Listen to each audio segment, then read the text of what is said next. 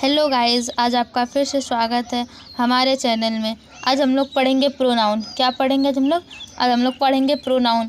Pronoun क्या होता है, उसके कितने काइंड्स होते हैं, उसके काइंड्स की डेफिनेशन, उसके काइंड्स के बारे में जानेंगे और हम उसके काइंड्स को कैसे पहचानेंगे एग्जांपल्स देखकर कि ये कौन से काइंड्स हैं। और आइए अब हम लोग पढ़ते हैं। इससे पहले मैंने नाउन, पार्ट ऑफ स्पीच पे भी वीडियोस बना चुकी है, आप देख लीजिएगा। आइए अब हम लोग पढ़ते हैं प्रोनाउन की डेफिनेशन क्या होती है। तो बोला है a pronoun is a word which is used in place of a noun, यानी a pronoun is a word which is used in place of a noun. ठीक, तो क्या बोले, संज्ञा के स्थान पर प्रयोग किए जाने वाले शब्द सर्वनाम कहलाते हैं। क्या बोला, संज्ञा के स्थान पर प्रयोग किए जाने वाले शब्द सर्वनाम कहलाते हैं। जैसे मैं लिख लेती हूँ यहाँ पे हमारा हो जाएगा राम। अब हमने एक एग्जाम्पल ले लिया Ram. Ram is a good boy. क्या हमने ले लिया, Ram is a good boy, इसको देख लिया। अब लिखेंगे, अब क्या हम इसे फिर राम प्लेस क्रिकेट, अगर हम एक स्टोरी बनाएं तो राम प्लेस क्रिकेट बना लेंगे, ये भी बन जाएगा। ठीक है ना। अब क्या लिखेंगे, मतलब राम प्लेस क्रिकेट। अब हम इसी राम के जगह पे हम ही लगा सकते हैं। क्या लिखेंगे, ही प्लेस क्रिकेट। एक हम यहाँ इसे भी लिख सकते हैं कि ही प्लेस क्रिकेट, लिख सकते हैं कि नहीं। तो यहाँ पे जो ये ही हो जाएगा, यही ही क्या है, हमारा प्रोनाउन है। क्या है, प्रोनाउन है। यही ही हमारा जो है, ये हमारा प्रोनाउन का काम करेगा। आइए हम जैसे एग्जांपल देखते हैं। Navneet did not play as he was ill. देखिए, अब यहाँ पे मैंने बोला ना, ही लग गया। अब मैं आपको एक और बात बता देती हूँ कि जब यहाँ पे जो ये पर्सन है, जब ये कोई लड़का हो तो यहाँ पे क्या हम यूज़ करते हैं, कोई भी जब यहाँ पे बॉय हो तो हम ही का इस्तेमाल करेंगे, और जब कोई गर्ल हो यहाँ पे हम सी का इस्तेमाल करेंगे। ठीक, आइए हम लोग देखते हैं। यानी सिंगुलर प्लूरल बहुवचन, ये होता सिंगुलर प्लूरल वो हो जाता है। आइए एग्जांपल्स सेकंड देखते हैं। Rakhi failed because she was not read. यहाँ पे देखिए, राखी एक लड़की है ना, तो राखी के लिए हमने किसका यूज़ किया, ये हमारा क्या हो जाएगा, सी का यूज़ किया, इसलिए हमारा क्या हो जाएगा, प्रोनाउन हो जाएगा। ठीक, आइए एग्जाम्पल एक और देखते हैं। That is your house. तो यहाँ पे योर भी हमारे क्या है, प्रोनाउन का वर्क कर रहा है। He want to marry her, यानी यहाँ पे भी ये हर किसका काम कर रहा है, हमारे ये प्रोनाउन का काम कर रहा है। हम लोग इसे पढ़ते हैं, इसके टाइप्स कौन कौन से होते हैं। तो टाइप्स ऑफ प्रोनाउन, तो देर आर तो नहीं, इसके टाइप्स तो मैंने 10 लिखे हैं, बट अगर आप 12th में जाओगे तो आपको कितने काइंड्स मिलेंगे, इसके 12 मिलेंगे। 8th में रहोगे तो आपको 9 से 8 मिलते हैं। तो फिर मैं अपनी 10th पढ़ा दूँगी, जो 10 मेरे को जो इम्पोर्टेंट होते हैं मैं वही पढ़ाऊँगी आप लोगों को। तो क्या है मेरा, फर्स्ट है पर्सनल प्रोनाउन। पर्सनल प्रोनाउन क्या होता है, इसकी एग्जांपल्स भी हम आपको दिखाएंगे। एंड द सेकंड है इम्फेटिक प्रोनाउन। थर्ड है डेमोन्स्ट्रेटिव प्रोनाउन। फोर्थ है indefinite pronoun. And the fifth है डिस्ट्रीब्यूटिव प्रोनाउन। आइए हम अपने नेक्स्ट पेज पे चलते हैं और नेक्स्ट पेज हम आपको पढ़ाते हैं कि क्या होगा। एंड है हमारा relative pronoun, interrogative pronoun, reciprocal pronoun, exclamatory pronoun, impersonal pronoun. इसकी आप लोग नोट्स बनाते चलिएगा, इट इज़ वेरी इंपॉर्टेंट। ये कहीं पे भी हर एक एग्ज़ाम्स में पूछा जाता है, चाहे पुलिस का एग्ज़ाम्स हो, चाहे जो भी एग्ज़ाम्स हो, वहाँ पे ये चैप्टर बहुत इंपॉर्टेंट होता है। आइए हम लोग पढ़ते हैं क्या पूछा है। पर्सनल प्रोनाउन क्या होता है, पहले तो हम लोग पढ़ेंगे पर्सनल प्रोनाउन क्या होता है। अब देखिए, मैं आपको एक और बात बताते हैं। तो जब भी आप कोई भी एक एग्ज़ाम्स, जैसे आप कभी बोर्ड का देने जाओगे कि नहीं, 10th का बोर्ड देने जाओगे, तो जो लिखने का तरीका होना चाहिए, अगर आपको कोई भी एक टॉपिक मिल गया, जैसे पर्सनल प्रोनाउन का डेफिनेशन अगर आपसे पूछ दिया, आप ऐसे लिखने के बाद यहाँ से स्टार्ट नहीं, नीचे से स्टार्ट करोगे, उसके एक लाइन नीचे से स्टार्ट करोगे, तब आपका ये सही होता है, तब आपको टोटल नंबर मिलते हैं। क्या हमारा पूछा, पर्सनल प्रोनाउन यानी व्यक्तिवाचक सर्वनाम। Pronoun which denotes the speaker, listener and the third person, यानी वे सर्वनाम जो बोलने वाले, सुनने वाले या अन्य पुरुष का बोध कराते हैं, उन्हें क्या कहते हैं, हम पर्सनल प्रोनाउन कहते हैं। एग्जाम्पल देखिए, I, we, you, he, she, it, I, etc. नहीं, आई को हमने 2 बार लिख दिया है, इटीसी। ओके, इससे हम सेंटेंस को बना सकते हैं। इससे हम किसके बना सकते हैं, इससे हम सेंटेंसेस को भी बना सकते हैं। आइए हम लोग अपना इसके बाद पढ़ते हैं। क्या है हमारा सेकंड, इम्फेटिक प्रोनाउन। क्या है हमारा, इम्फेटिक प्रोनाउन यानी निजवाचक सर्वनाम। मैंने आपको हिंदी में बताया और इंग्लिश में भी बताया है। इसलिए कृपया इसको बहुत अच्छे से पढ़ें, क्योंकि it is very most important topic, ये हमारी बहुत ही मोस्ट इम्पॉर्टेंट टॉपिक होती है।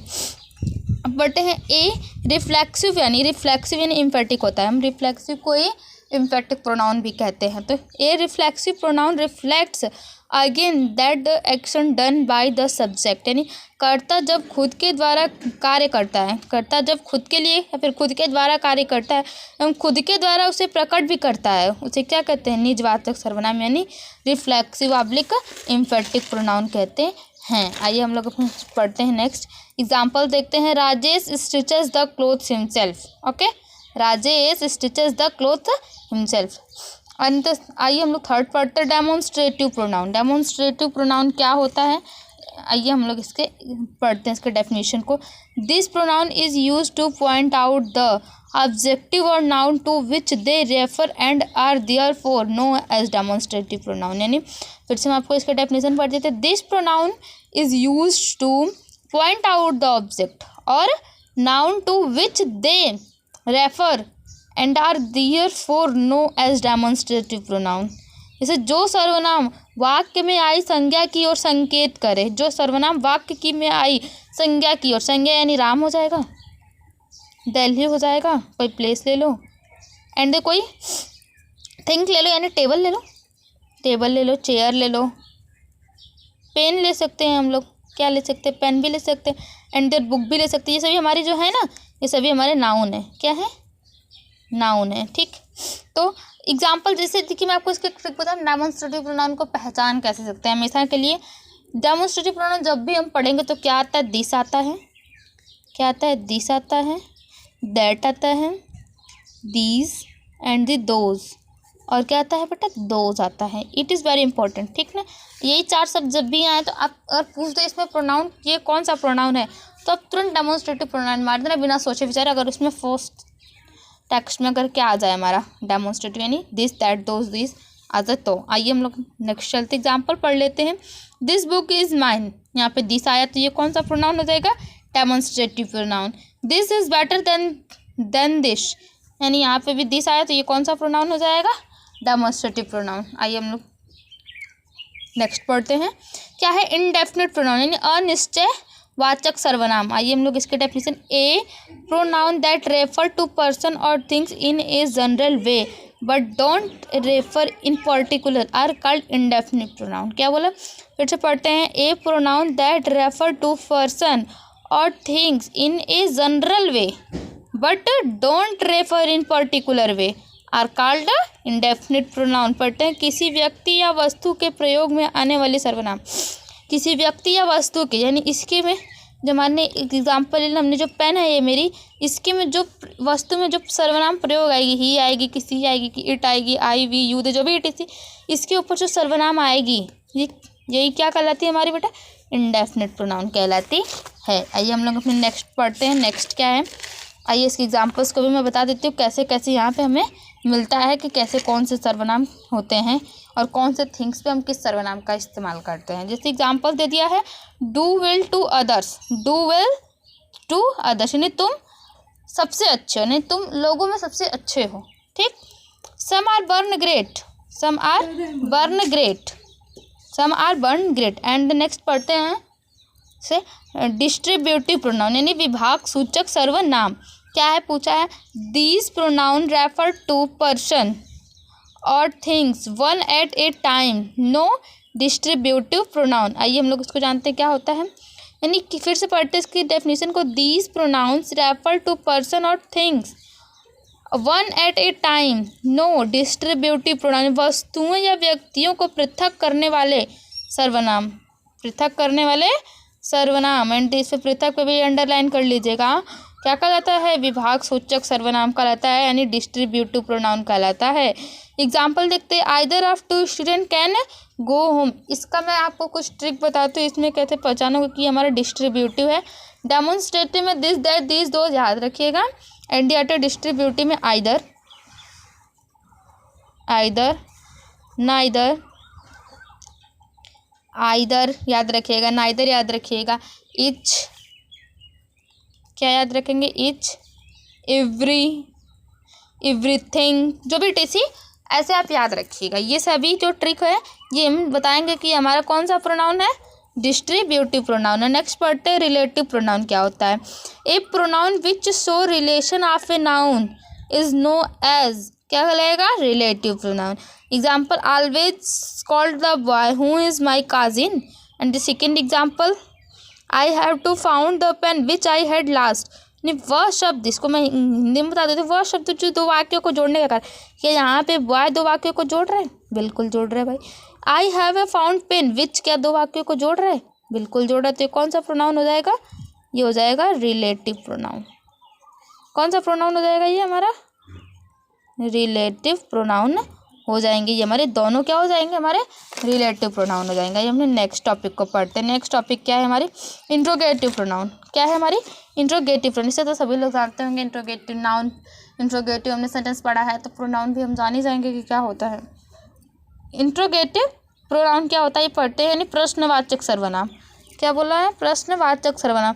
A pronoun which is used for asking a question is termed an interrogative pronoun.